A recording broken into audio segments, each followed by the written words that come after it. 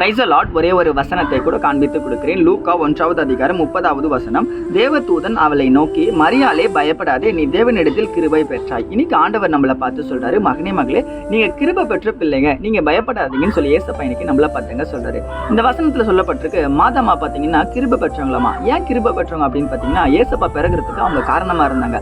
அதே போல தாங்க நம்ம ஏசப்பா சொல்றாரு, மகனே மகளே, நீங்க கிருபை பெற்றவங்க, நீங்க ஆத்துமாக்களை ஆதாயப்படுத்தி பரலோக ராஜ்யத்துக்கு ஆத்துமக்கள் கொண்டு சேர்க்கறதுக்கு முயற்சி எடுக்கிறீங்களா? அப்போ நீங்களும் கிருபை பெற்றவங்க தான். நம்ம ஏசப்பாக்காக ஏதாவது சாதிக்கணும், ஏதாவது முயற்சி எடுத்து ஆத்துமக்களை பிடிக்கணும் தான் ஆண்டவர் நம்ம கிட்ட விரும்புறாங்க.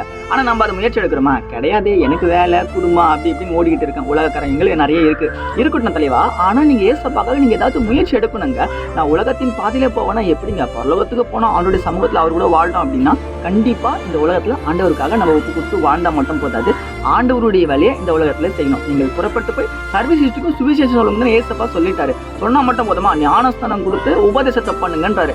ஆண்டவர் சொன்ன வேலையை பாருங்க. ஆண்டவருடைய ராஜ்யத்துக்கு இப்பவே பாத்திரவனா மாறிடுங்க. விசுவாசிக்கிறீங்கன்னா ஆமீன் போட்டுக்கோங்க. வசனங்களுக்கு ஃபாலோ பண்ணிக்கோங்க. God bless you. ஆமீன்.